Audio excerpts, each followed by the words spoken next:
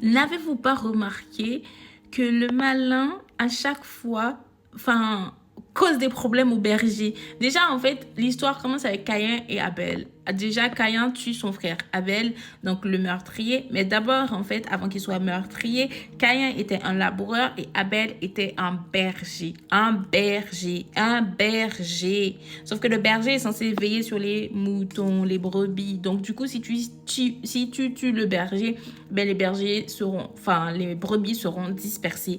Et donc, du coup, ils ne sauront pas quoi faire, en fait.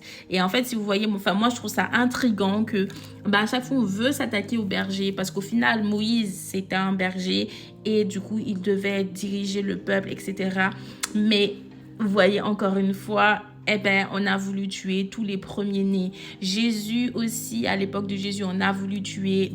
Vous voyez, en fait, tout ça pour montrer que pour moi, c'est bizarre. Mais non, c'est pas bizarre, mais je veux dire, ça commence magnifiquement. Je trouve que c'est très symbolique que Abel soit un berger et c'est le premier qu'on a tué.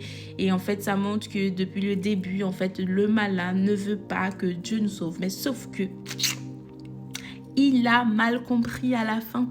Parce que, en fait, il pensait que du coup, en tuant Jésus, que ouais, ok, il va tuer comme il a tué Abel. Hein. En tuant Jésus, ok, l'humanité ne va pas être sauvée. Mais sauf que non, il fallait bien tuer Jésus pour qu'on soit sauvé, pour que nos péchés soient rachetés. Et du coup, là, il a fait un mauvais coup.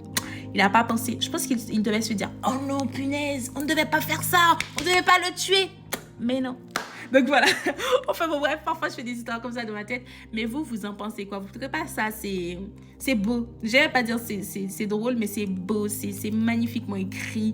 C'est beau. Qu'est-ce que vous en pensez, vous? Sur ce, je vous envoie plein d'amour, plein d'argent et surtout prenez soin de vous comme à l'accoutumée.